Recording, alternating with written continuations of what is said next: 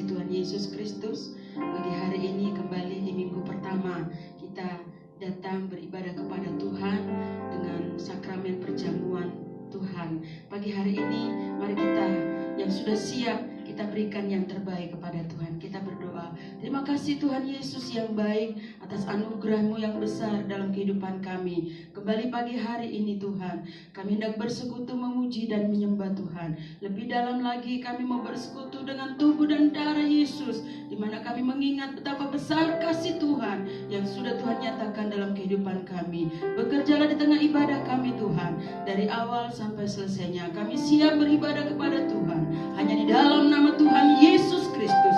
Haleluya, haleluya, amin, haleluya. Mari Bapak Ibu bisa undang kita semua bangkit berdiri. Kita akan nyanyikan pujian Terima Sukacita Surga. Mari pagi hari ini berikan sukacita yang terbaik kepada Tuhan sebagai rasa syukur kita atas anugerah-Nya. Haleluya.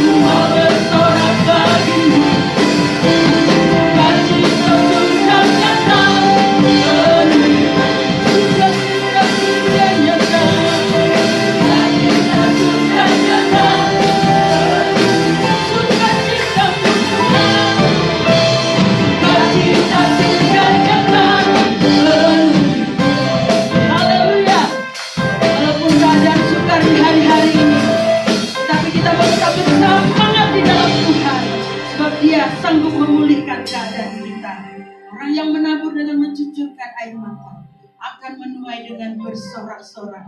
Haleluya. Dia sanggup memulihkan keadaan kita. Dia sanggup mengubahkan kehidupan kita. Keadaan kita seperti orang yang bermimpi. Haleluya. Mazmur 126 ayat 1 sampai ayat yang ke-6. Haleluya.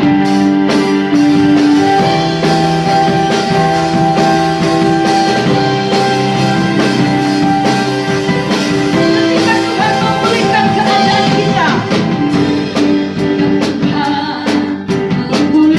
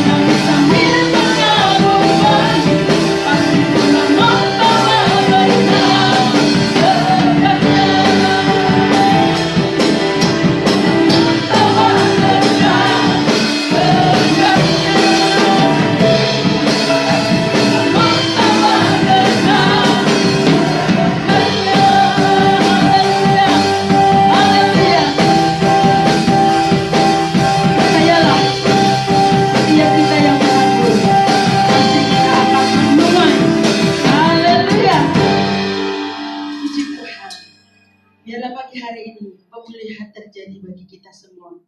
Hati kita harus dibaharui, harus dipulihkan. Dan itu tidak bisa dengan sendirinya.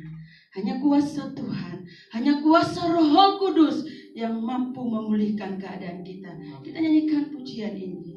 Minta kuasa Roh Kudus bekerja dalam kita. Pulihkan kami Tuhan. Pulihkan kami Tuhan. Haleluya Yesus. Haleluya Yesus.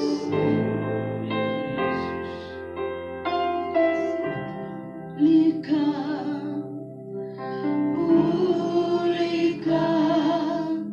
hatiku dengan kasih-Mu. Bentuklah, ya inilah kami Tuhan. Bentuklah kami Tuhan. Bentuklah hatiku jadi seperti-Mu, kekudusan-Mu. Kekudusan-Mu memenuhiku. Tuhan, ini rinduku hatiku. Hatiku seperti hati-Mu. Oh ya Yesus, biarlah ini menjadi kerinduan kita semua. Memiliki hati seperti Yesus. Haleluya, haleluya. Murnikan kami seperti emas Tuhan. Haleluya. Biar ku menjadi ciptaan baru, menjadi ciptaan baru. Bebaskan kami dari yang jahat. Bebas dari semua yang jahat. Serupa dengan gambar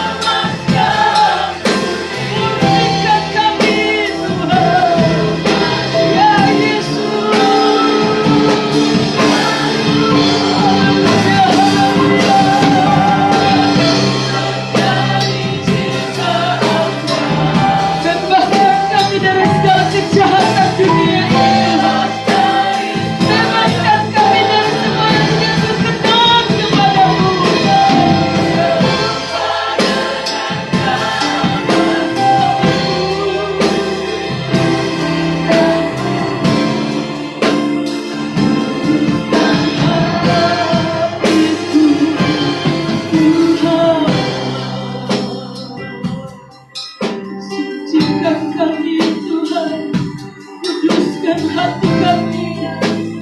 Roh Kudus bekerja, Roh Kudus menjamah kami. Hanya Roh Kudus yang sanggup memulihkan kami. Hanya Roh Kudus yang sanggup bekerja dan melawan kami. Ubahkan kami jadi seperti-Mu Tuhan. Haleluya, haleluya. Agar kami berkenan di hadirat-Mu Yesus. Jadi seperti-Mu Tuhan. Jadi seperti Yesus. Inilah kerinduan kami Tuhan. Haleluya, haleluya. Lepaskan pengampunan, lepaskan pengampunan. Biar Engkau mengasihi seperti Yesus. Lupakan semua yang sudah terjadi. Lupakan semua masa lalu. Lupakan segala masalah yang mengikatmu. Hancurkan dalam nama Yesus. Haleluya, haleluya. Terima kasih Tuhan. Terima kasih Yesus. Terima kasih Tuhan. Hadirat-Mu melawat kami. Kuasa-Mu bekerja di tengah-tengah kami. Lawat kami lebih lagi Tuhan. Lewat pemberitaan firman-Mu. Kuasai hamba-Mu. Kuasai kami semua. Pengurapan Tuhan penuh atas kami. Hadirat Tuhan melawat kami. Baik kami yang ada di rumah Tuhan. Kami yang ada di rumah kami masing-masing. Kami menerima lawatan hadirat-Mu Tuhan. Bekerjalah lebih dalam lagi. Lewat persekutuan dengan tubuh dan darah Yesus. Namun sebentar kami akan menerima kebenaran firman-Mu yang menjadi makanan kami yang sesungguhnya. Terima kasih Tuhan. Kami siap mendengar firman-Mu. Hanya di dalam nama Tuhan Yesus Kristus. Haleluya. Amin. Puji Tuhan. Haleluya. Puji Tuhan. Haleluya, puji Tuhan. Amin. Saya ucapkan selamat pagi, salam sejahtera dalam kasih Tuhan Yesus Kristus buat kita semua, baik Bapak Ibu yang hadir di tempat ini maupun Bapak Ibu Saudara yang ada di rumah masing-masing mengikuti ibadah live streaming ini. Saya ucapkan salam damai dalam kasih Tuhan Yesus Kristus. Puji Tuhan Bapak Ibu, kita bersyukur kita masih ada di rumah Tuhan pagi hari ini. Dan mari kita buka hati, kita masih ada bersekutu dengan Tuhan. Dan saya percaya Dia yang mengerti kerinduan kita pagi ini untuk diberkati, dilawat oleh Tuhan dengan kuasa-Nya. Baik, mari kita buka Alkitab kita untuk kita renungkan bersama dalam Injil Yohanes pasalnya yang ke-14. Yohanes pasal yang ke-14 ayatnya yang ke-16 dan ayat yang ke-17. Yohanes pasal 14 ayat 16 dan ayat 17. Mari kita membaca bersama firman Tuhan ini. Saya hitung sampai 3, kita mulai membacanya. 1, 2, 3. Aku akan minta kepada Bapa, dan Ia akan memberikan kepadamu seorang penolong yang lain, supaya Ia menyertai kamu selama-lamanya, yaitu Roh kebenaran. Dunia tidak dapat menerima Dia, sebab dunia tidak melihat Dia dan tidak mengenal Dia. Tetapi kamu mengenal Dia, sebab Ia menyertai kamu dan akan diam di dalam kamu. Amin. Silakan duduk. Tuhan Yesus memberkati kita yang membaca, merenungkan, dan melakukan firman Tuhan. Saya beri tema firman Tuhan pagi ini adalah Roh Kudus dan pekerjaannya. Saya percaya Bapak Ibu Saudara yang dikasihi Tuhan sudah banyak mendengar tentang Roh Kudus. Bahkan Bapak Ibu pasti saudara semua kita sudah mengalami pekerjaan Roh Kudus. Tetapi hal yang perlu untuk kita kembali renungkan pagi hari ini. Mengapa kita belajar kembali tentang Roh Kudus? Mengapa kita perlu untuk kembali merenungkan bagaimana pekerjaan Roh Kudus dalam hidup kita orang percaya? Karena yang pertama, kita manusia lemah dan terbatas. Artinya bahwa sekalipun kita sudah pernah mengalami pekerjaan Roh Kudus, kita sudah berkata dipenuhi dengan Roh Kudus, kita mungkin sudah berbahasa lidah sebagai tanda orang yang dibaptis dengan Roh Kudus, tetapi hal itu belum menjadi jaminan bagi kita untuk terus-menerus Roh Kudus itu ada tinggal di dalam hidup kita. Karena bisa saja Roh Kudus itu meninggalkan kita. Kenapa? Karena mungkin kita sudah terlalu nyaman dengan keadaan kita, dan tanpa kita sadari Roh Kudus itu sudah meninggalkan kita. Itulah keberadaan manusia yang saya katakan tadi, lemah dan terbatas. Itu sebabnya kita perlu untuk mempelajari, merenungkan kembali bagaimana Roh Kudus dan pekerjaannya. Alasan kedua mengapa kita perlu mempelajari kembali tentang Roh Kudus, saudara yang dikasihi oleh Tuhan, supaya kita terus-menerus berusaha. Sekali lagi, supaya kita terus-menerus berusaha untuk hidup di dalam Roh Kudus. Ketika kita kembali diingatkan tentang Roh Kudus dan pekerjaannya, maka kita akan menyadari betapa pentingnya Roh Kudus itu dalam hidup kita. Dan itu akan memotivasi kita, akan memacu kita untuk kita terus berusaha untuk hidup di dalam Roh Kudus.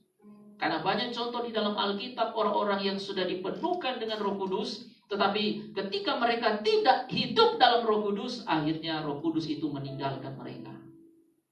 Yang ketiga, mengapa kita perlu mempelajari tentang Roh Kudus? Agar kita dapat terus menghargai Roh Kudus itu, menghargai Roh Kudus, dan menghargai apa yang Roh Kudus sedang kerjakan di tengah-tengah kita. Bagaimana kita dapat menghargai Roh Kudus, menghormati Roh Kudus? Kalau kita mempelajari Roh Kudus, kita akan berusaha untuk menjaga hidup kita, untuk kita terus berusaha menjaga, menghormati Roh Kudus itu. Mengapa kita perlu mempelajari Roh Kudus? Karena Bapak Ibu, Roh Kudus itulah yang akan menguat atau memampukan kita. Roh Kudus itu adalah roh yang akan membawa kita pada saat nanti ketika terjadi penyingkiran gereja.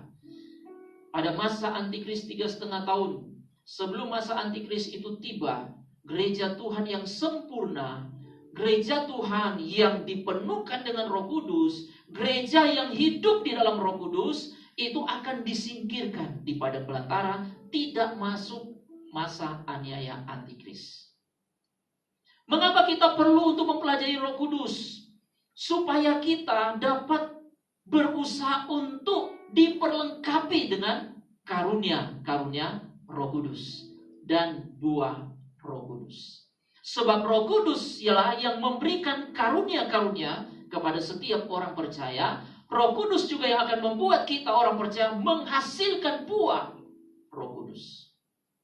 Itu kegunaannya kita mempelajari kembali Roh Kudus itu. Apakah Roh Kudus itu?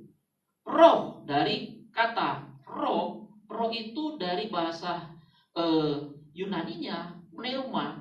Roh itu adalah nafas. Roh itu, kalau kita mempelajari bahwa roh itu adalah udara, roh itu adalah angin. Artinya bahwa roh itu adalah sesuatu yang tidak dapat kita lihat, tetapi dapat kita rasakan. Udara kita tidak dapat lihat, atau angin kita tidak dapat lihat, tapi kita dapat merasakan bahwa dia ada. Ya, kalau kita keluar dari ruangan ini, maka kita semakin merasakan di luar sana ada angin yang bertiup, ada udara, tidak dapat dilihat, tapi dapat dirasakan. Itulah roh, pneuma. Roh Kudus adalah artinya dia yang menjadikan Dia yang memberikan atau menjadi kehidupan kita, menjadi nafas kehidupan orang percaya. Itulah Roh Kudus. Roh Kudus adalah oknum. Saudara harus memahami bahwa Roh Kudus bukan hanya seperti angin, atau Roh Kudus itu hanya seperti yang saya katakan dia adalah udara atau nafas. Tetapi dia, Roh Kudus, juga adalah tidak hanya berbicara angin, nafas, atau kuasa, atau pengaruh. Tetapi Roh Kudus itu lebih lagi kita harus pahami. Roh Kudus adalah pribadi atau oknum Allah sendiri. Jadi Roh Kudus itu adalah pribadi. Roh Kudus itu adalah oknum. Roh Kudus adalah pribadi Allah. Ia lebih daripada suatu pengaruh. Roh Kudus lebih daripada kuasa, karena dia adalah pribadi itu. Pribadi Allah. Kita bisa bayangkan kalau Roh Kudus itu adalah oknum, Roh Kudus itu adalah pribadi Allah. Maka kita melihat dari sejak dunia dijadikan, bagaimana karya Allah terhadap ciptaannya. Sampai akhir zaman itu, dalam kitab Wahyu, tetap Allah bekerja. Kalau Roh Kudus adalah pribadi Allah, berarti Roh Kudus itu sudah ada sejak sebelum dunia dijadikan sampai dunia ini berakhir. Pribadi Allah yang turut bekerja untuk menjadikan dunia, menciptakan dunia ini. Itu sebabnya Kejadian 1 ayat 26 dikatakan, baiklah kita menjadikan manusia serupa, segambar dengan kita. Kita adalah berbicara tentang keberadaan Allah yang adalah Allah Tritunggal, Bapa, Anak, dan Roh Kudus adalah pribadi Allah. Dia ada sebelum dunia dijadikan. Jadi Roh Kudus itu adalah pribadi Allah. Selama Yesus ada di dalam dunia, kemudian Yesus mati, dia bangkit, dan dia terangkat ke surga. Sejak Yesus bersama dengan murid-muridnya, maka Yesuslah yang selalu ada bersama murid-murid di saat mereka mengalami kesusahan, kesukaran, di saat mereka menghadapi masalah. Yesuslah yang menjadi jawaban, Yesuslah yang menjadi penolong bagi murid-murid. Di saat murid-murid sedang mengalami keputusasaan, kegelisahan, sampai masa-masa terakhir Yesus bersama dengan murid-murid, mereka gelisah, mereka kecewa. Tapi Yesus adalah pribadi Allah yang selalu hadir, yang selalu siap menolong mereka. Tapi setelah Yesus terangkat ke surga, siapakah yang ada bersama-sama dengan orang percaya? Itu sebabnya ketika Yesus berkata kepada murid-murid, aku akan pergi meninggalkan kamu, mereka menjadi gelisah. Kenapa? Mereka berpikir, siapa lagi yang dapat menolong kami? Siapa lagi yang dapat ada bersama-sama dengan kami dalam berbagai kesulitan yang kami hadapi? Selama ini Yesus adalah jawaban bagi mereka. Tapi bagaimana kalau Yesus sudah pergi terangkat ke surga? Mereka gelisah. Siapa yang ada bersama dengan kami? Tapi Yesus berkata, aku akan pergi, tetapi aku akan minta kepada Bapa supaya mengirimkan seorang penolong yang lain. Dalam Yohanes 14 ayat 16 ini, seorang penolong yang lain. Artinya bahwa sama dengan Yesus katakan, aku tidak akan meninggalkan kamu yatim piatu. Sekalipun aku pergi naik ke surga, tapi aku tidak meninggalkan kamu. Sebab ketika aku pergi, ada seorang penolong yang lain, pribadi Allah, yaitu Roh Kudus yang ada bersama-sama dengan kamu. Bapak, Ibu, Saudara yang dikasihi oleh Tuhan, sekali lagi Roh Kudus itu adalah pribadi Allah. Karena dia adalah pribadi, maka dia punya pikiran, dia punya perasaan, dia punya kehendak. Itu sebabnya Bapak Ibu, kalau dia pribadi Allah, dia punya pikiran, punya pengetahuan, punya perasaan, punya kehendak. Berarti ketika Roh Kudus itu dikecewakan, didukakan, didustai, maka pribadi Allah itu, dia pasti akan bertindak melakukan sesuatu ketika seseorang mendukakan, seseorang mendustai, seseorang menghina atau menghujat dan mencobai pribadi Allah yang adalah Roh Kudus. Banyak contoh di dalam Alkitab, Bapak Ibu, orang-orang yang mendustai Roh Kudus, orang-orang yang mencobai Roh Kudus, orang-orang yang menghina Roh Kudus, menghujat Roh Kudus, mereka menerima akibat dari perbuatan mereka. Pagi hari ini mari kita melihat beberapa poin pekerjaan Roh Kudus. Di dalam Alkitab dikatakan, setelah kita melihat Roh Kudus itu adalah pribadi Allah, bukan hanya kuasa, bukan hanya pengaruh, bukan hanya udara atau angin yang kita pahami, tetapi pribadi Allah. Maka otomatis kita harus menyadari, mengakui bahwa karena dia pribadi Allah, maka dia dapat melakukan sesuatu. Dia dapat bekerja. Apa pekerjaan Roh Kudus? Kalau kita melihat di Yohanes pasal 14 ayat yang ke-16 itu dikatakan, Aku akan minta kepada Bapa dan Ia akan memberikan kepadamu seorang penolong yang lain supaya Ia menyertai kamu selama-lamanya. Haleluya Bapak Ibu. Ia menyertai kamu selama-lamanya. Yesus menyertai murid-murid hanya sampai masa ketika Yesus bangkit. Setelah itu dia terangkat ke surga. Dia tidak lagi bersama-sama dengan murid-murid. Tapi Roh Kudus yang adalah pribadi Allah, yang menggantikan keberadaan Allah, yang selalu bersama murid-murid atau orang percaya, dia tidak terbatas dengan waktu untuk diam, untuk menyertai orang percaya. Pekerjaan Roh Kudus adalah yang pertama, dia menyertai orang-orang percaya selama-lamanya. Jadi tidak ada batasan waktu. Amin Bapak Ibu. Dia tidak akan meninggalkan kita, tapi dikatakan dia menyertai kamu selama-lamanya. Oh luar biasa Bapak Ibu, bisa bayangkan Roh Kudus, pribadi Allah itu. Sekalipun menurut ayat yang ke-17 dalam Yohanes 14 itu berkata, dia roh kebenaran, dunia tidak dapat menerima dia. Itu yang pertama. Sebab dunia tidak melihat dia dan tidak mengenal dia. Jadi dunia tidak dapat menerima dia, sebab mereka, dunia itu tidak melihat dia dan tidak mengenal dia. Saya bayangkan ketika Yesus ada di dalam dunia ini saja, Bapak Ibu lihat. Jangankan dunia, orang-orang Yahudi sendiri, mereka tidak menerima Yesus.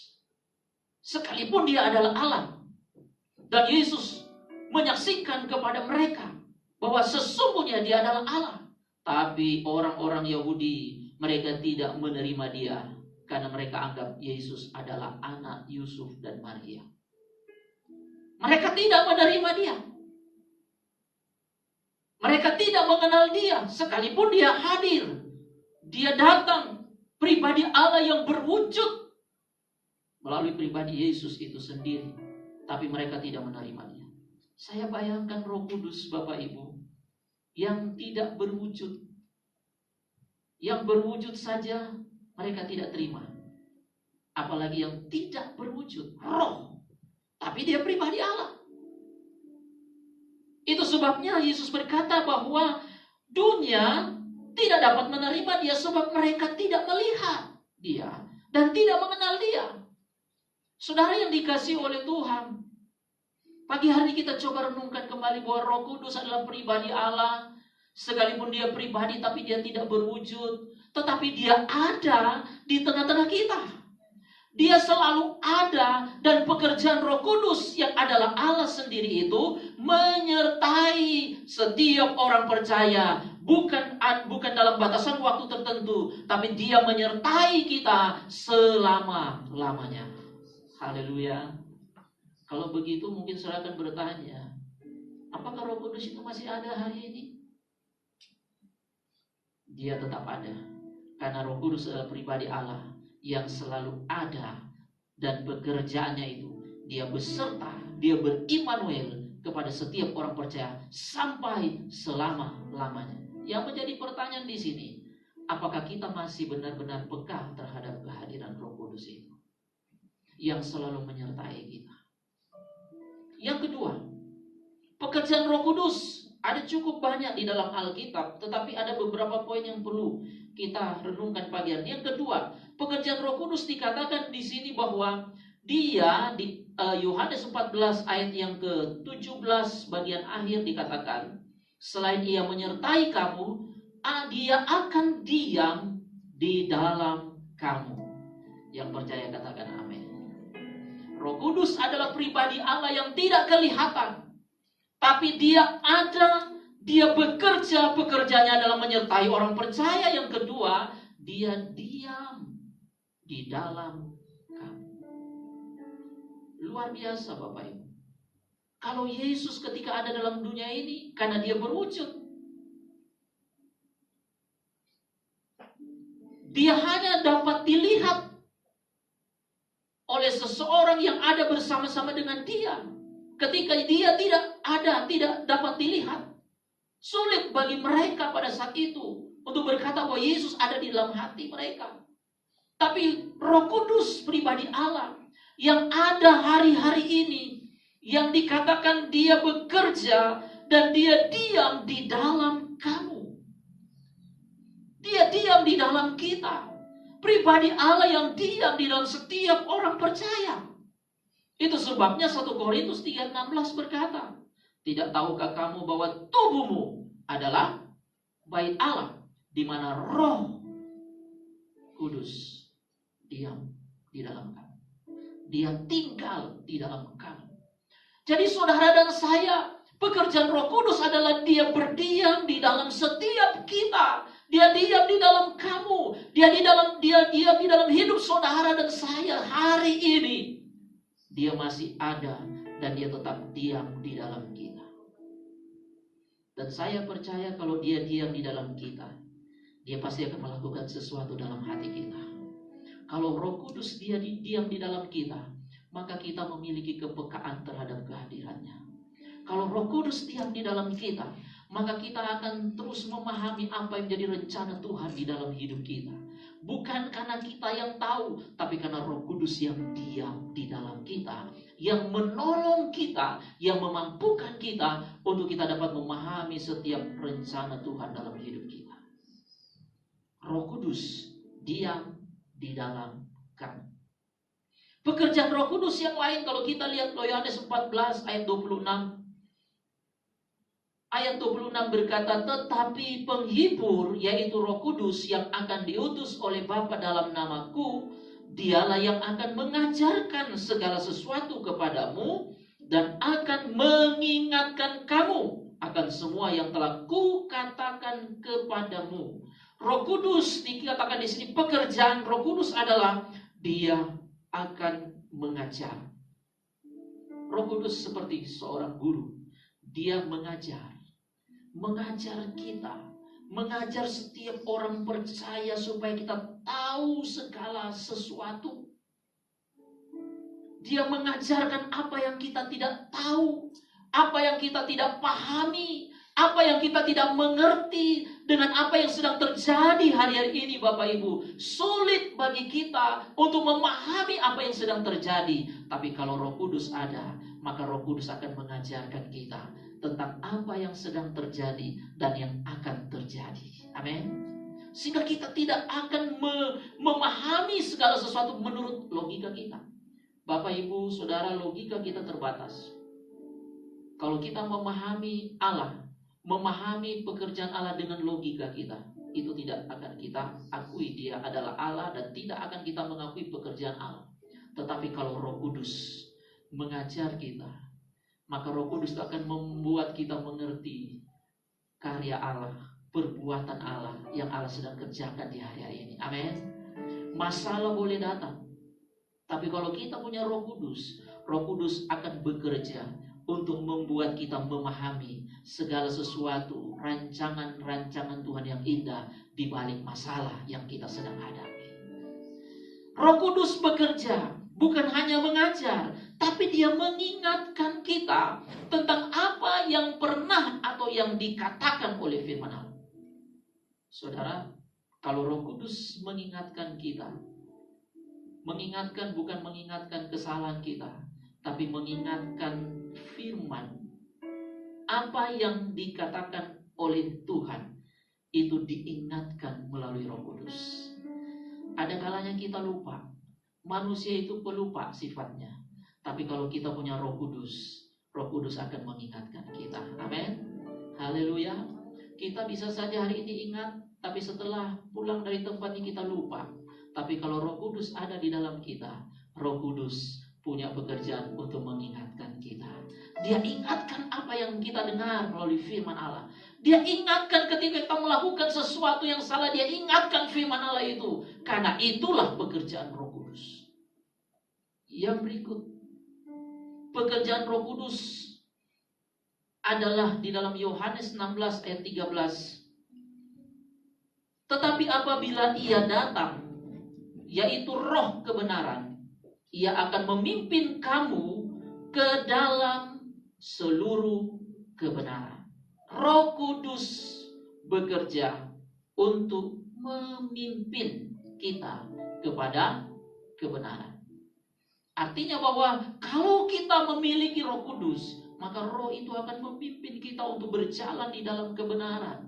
Dunia ini bukan semakin hari semakin baik. Dunia seringkali menawarkan sesuatu yang tidak baik. Dunia itu seringkali mempengaruhi orang-orang percaya supaya mereka berjalan menurut kehendak mereka. Tapi saudara, ketika kita mulai keluar, kita mulai beralih daripada jalan Tuhan, maka Roh Kudus itu dia akan memimpin kita untuk membawa kita kepada kebenaran firman. Inilah pekerjaan Roh Kudus. Kita bisa bayangkan kalau Roh Kudus tidak ada, maka Roh Kudus tidak ada yang memimpin hidup kita, tidak ada yang mengarahkan kita, tidak ada yang menuntun kita kepada kebenaran. Dimanapun saudara berada, apapun yang kau hadapi hari-hari ini Bapak Ibu, kalau Roh Kudus itu ada di dalam kita, dialah yang akan memimpin kita, menuntun kita kepada kebenaran. Dia tidak akan membuat saudara saya berjalan pada jalan yang salah, tapi dia akan bawa kita kepada jalan yang benar. Orang-orang yang diurapi oleh Tuhan dalam perjanjian lama kita lihat, ketika mereka tidak ada lagi dalam pimpinan Roh Kudus, maka jalan mereka sudah menyimpang. Ketika mereka sudah jalan menyimpang, roti meninggalkan mereka. Orang-orang percaya yang hidup di akhir zaman ini, mari kita tetap miliki Roh Kudus supaya dia memimpin hidup kita. Izinkan Roh Kudus memimpin hidup kita, menuntun kita.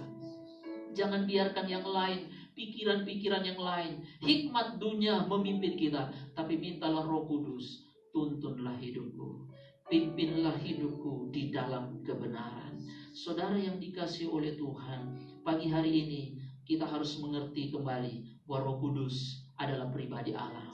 Roh Kudus melakukan sesuatu dalam setiap hidup orang percaya. Dia yang bekerja, dia menolong, dia yang menyertai, dia diam di dalam kita, dia mengajar kita, dia mengingatkan kita, bahkan dia juga yang menghibur kita. Saat kita dalam keadaan susah, saat kita sedang berduka, Roh Kudus menghibur kita. Saudara, pagi ini kita percaya bahwa Roh Kudus itu ada. Dia pribadi Allah. Dan jika dia ada di dalam hati kita, saudara yang ada di sini maupun yang ada di rumah, percayalah, Roh itu akan bekerja. Dia akan bekerja. Dia akan menuntun. Dia akan membawa hidup kita. Sehingga Roh Kudus itu ketika kita hidup dalam pimpinan Roh Kudus, saudara akan dilengkapi dengan karunia Roh Kudus. Saudara akan menghasilkan buah Roh Kudus.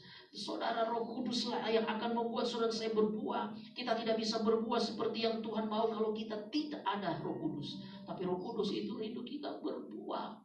Kita menerima karunia-karunia roh yang dari Roh Kudus itu. Hari-hari ini mari kita benar-benar izinkan Roh Kudus. Bagaimana kita mengalami Roh Kudus? Saya pernah sampaikan kepada anak-anak muda, kalau kita mau mengalami pekerjaan Roh Kudus, pribadi Allah yang ada diam dan bekerja dalam hidup kita, kita harus datang kepada Dia. Kalau kita tidak datang kepada Dia, kita tidak akan mengalami pekerjaan Roh Kudus. Kalau saudara mau pergi ke yang lain, saudara tidak akan mengalami Roh Kudus itu. Tapi kalau kita datang kepada pribadi Roh Kudus itu, kita akan mengalami Roh Kudus. Setelah kita datang, saudara, itu menunjukkan bahwa kita rindu. Kita rindu untuk menikmati Roh Kudus itu seperti rusa yang merindukan aliran air itu. Demikian juga jiwa kita merindukan Dia, pribadi Roh Kudus itu. Biarlah Roh Kudus mengalir. Roh Kudus itu masuk dalam hidup kita. Hati kita yang rindu membuat kita datang kepada Dia. Kemudian kita harus percaya. Kalau kita tidak percaya kepada Roh Kudus, yang adalah pribadi Allah, kita tidak akan mungkin mengalami Roh Kudus. Tapi kita harus percaya kepada pribadi Roh Kudus itu.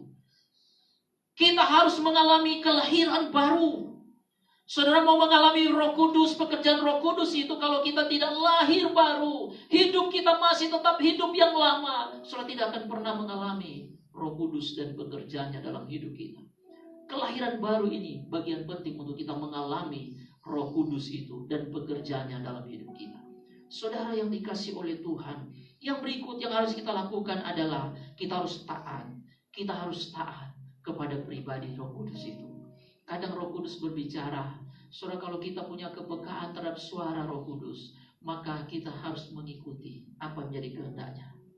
Jangan kita menolak suara Roh Kudus. Saudara, hari-hari ini mungkin saudara banyak mendengar orang-orang berkata, saya mendengar Roh Kudus berbicara. Itu luar biasa. Saudara harus punya kepekaan terhadap suara Roh Kudus. Ketika kita mendengar Roh Kudus berbicara, mari kita taat kepada apa yang Roh Kudus katakan. Lakukan. Sekalipun kadang itu mungkin bertolak belakang dengan hati kita, dengan keinginan kita. Tapi kalau kita peka bahwa itu suara Roh Kudus, lakukan. Sekalipun itu mungkin daging kita menolak. Tapi kalau kita punya kepekaan terhadap Roh Kudus, maka kita harus taat. Maka Roh Kudus itu benar-benar akan bekerja dalam hidup kita. Dan yang berikut, kita harus selalu berkomunikasi dengan Dia. Engkau mau mengalami Roh Kudus dan bekerjanya. Kalau engkau tidak pernah berkomunikasi, tidak membangun hubungan dengan Dia, engkau tidak akan mengalami yang namanya Roh Kudus, pribadi Roh Kudus dan pekerjaannya. Harus memiliki hubungan, punya relasi. Kita harus selalu berkomunikasi dengan Roh Kudus.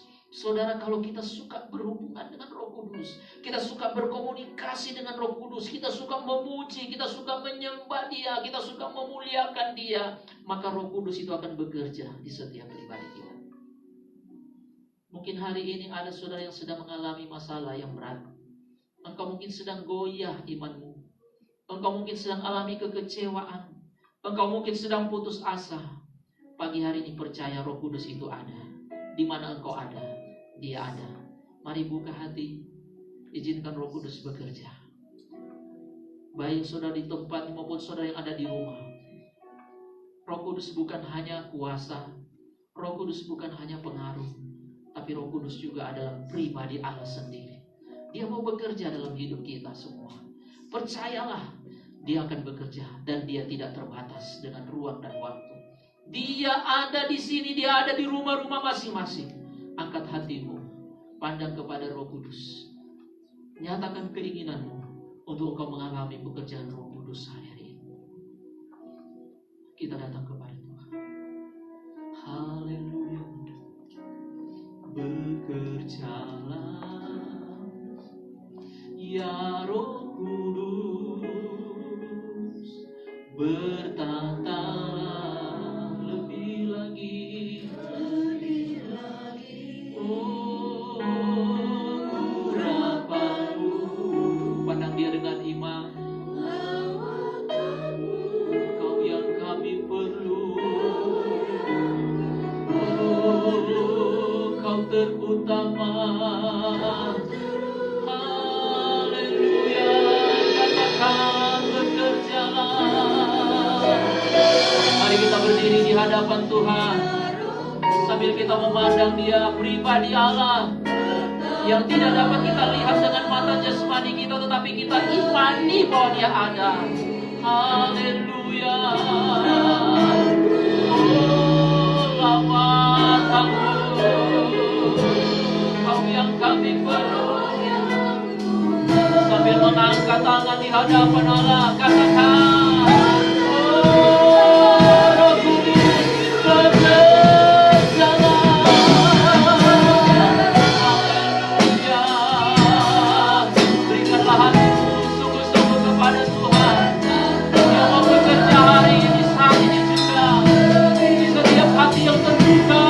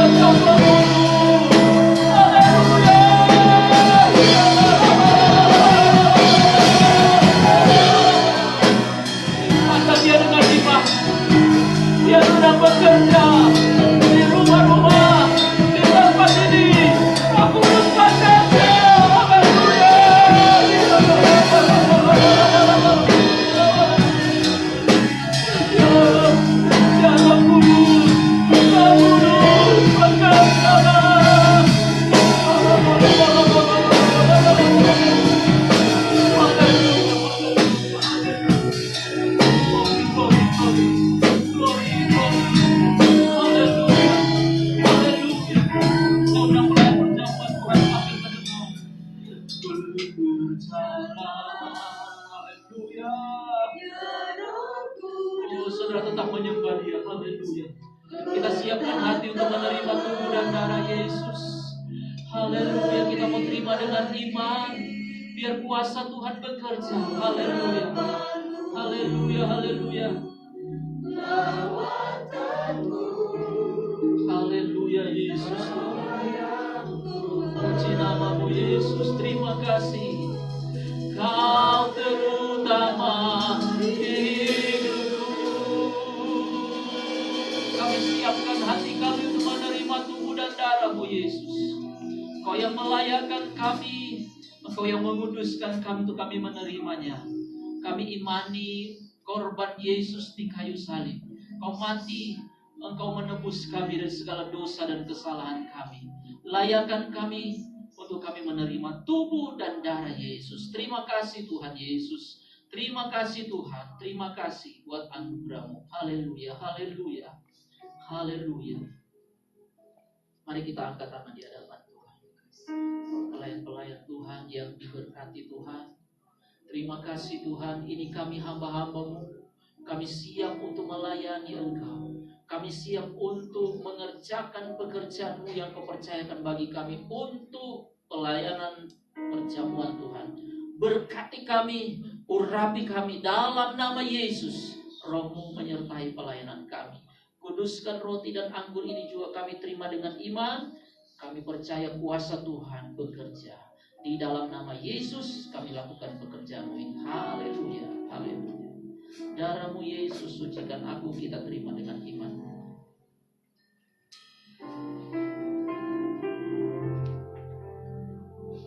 Haleluya.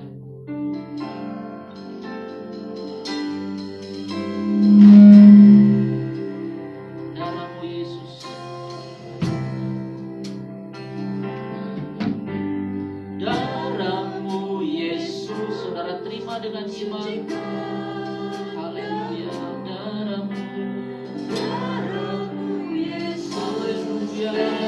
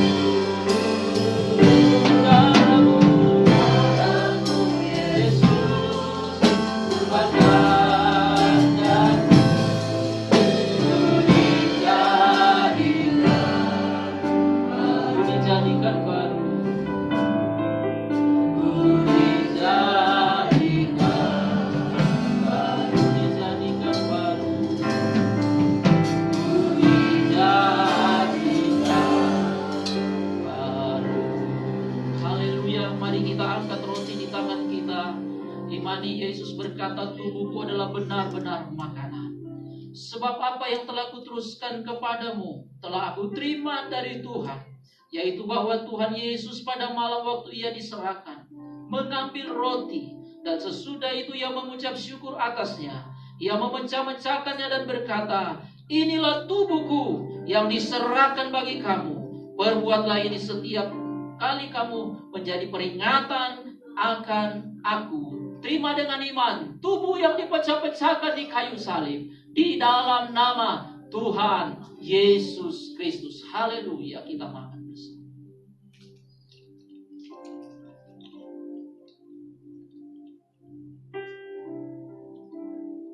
Terima kasih Tuhan. Angkat cawan di tangan kanan saudara. Yesus berkata bahwa darahku adalah benar-benar minuman. Imani firman Tuhan ini. Demikian juga Ia mengambil cawan sesudah makan lalu berkata, cawan ini adalah perjanjian baru yang dimeteraikan oleh darahku. Perbuatlah ini setiap kali kamu meminumnya menjadi peringatan akan aku.